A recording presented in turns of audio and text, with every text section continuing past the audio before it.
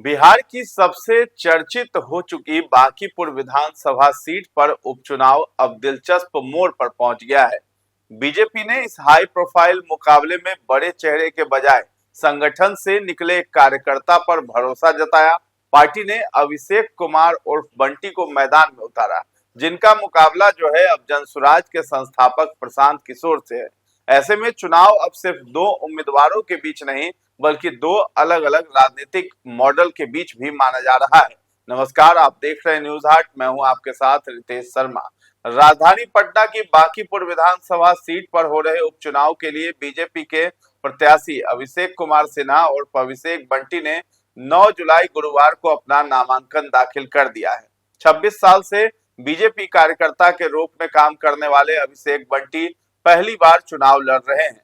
गुरुवार को सीएम सम्राट चौधरी, जदयू के कार्यकारी अध्यक्ष संजय झा सहित एनडीए के नेताओं की मौजूदगी में अभिषेक कुमार सिन्हा बंटी ने अपना पर्चा दाखिल किया था। इस दौरान उन्होंने अपने शपथ पत्र में अपनी संपत्ति की भी जानकारी दी है। बीजेपी प्रत्याशी अभिषेक बंटी ने बताया कि उनके पास न खुद का कोई बंगला है और न ही उन पर कोई आपराधिक मामला दर्ज है।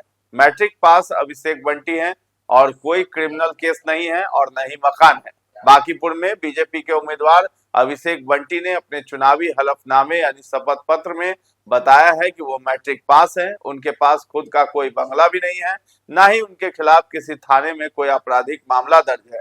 अभिषेक बंटी के हलफनामे के मुताबिक वो अपने पास 70,000 रुपए कैश रखते हैं, जबकि उनके बैंक खातों में 29,000 रुपए है। अभिषेक बंटी ने निर्वाचन आयोग को बताया है कि उनके पास कोई अचल संपत्ति नहीं है, न ही खुद का मकान, न खेती के लिए जमीन और न ही कमर्शियल जमीन है।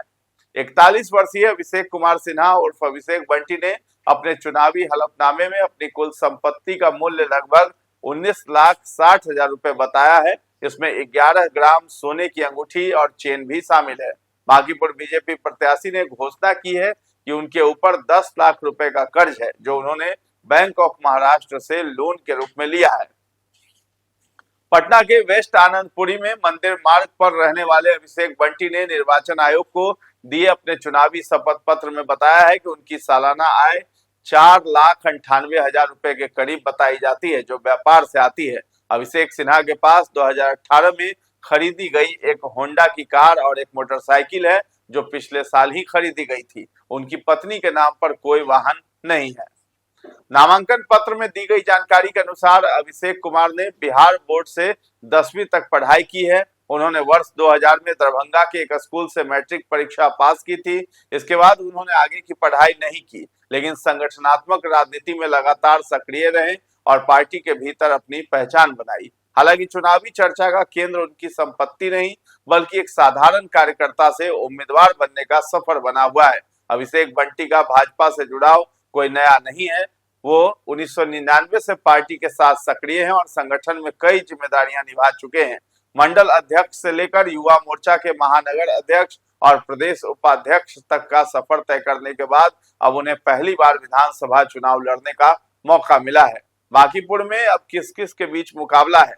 अभिषेक बंटी का मुख्य मुकाबला जनसुराज पार्टी के प्रत्याशी प्रशांत किशोर और राजद की रेखा गुप्ता से माना जा रहा है। इस सीट पर तेज प्रताप यादव ने भी वीणा मानवी के रूप में अपना प्रत्याशी उतारा है। बांकीपुर उपचुनाव को बिहार की राजनीति का सेमीफाइनल भी माना जा रहा है। इस सीट पर जनसुराज के संस्थापक प्रशांत किशोर मैदान में है, जबकि आरजेडी से रेखा गुप्ता है। ऐसे में बीजेपी ने अनुभवी राजनीतिक रणनीतिकार के मुकाबले संगठन के पुराने और जमीनी कार्यकर्ता को उतारकर अलग संदेश देने की कोशिश की है। बता दें कि बीजेपी के राष्ट्रीय अध्यक्ष नितिन नवीन के राज्यसभा सांसद बनने के बाद दिए गए इस्तीफे से यह सीट खाली हो गई। बांकीपुर सीट पर 30 जुलाई को वोटिंग होनी है। अब देखना दिलचस्प होगा कि बांकीपुर की जनता बड़े चेहरे को तरजीह देती है या फिर संगठन से निकले उस कार्यकर्ता को जो वर्षों से पार्टी के लिए काम करता आ रहा है। तो फिलहाल इस खबर में इतना ही है। न्यूज हाट के साथ बने रहें और अभी तक हमारे चैनल को आपने सब्सक्राइब नहीं किया है तो जरूर कर लें। धन्यवाद।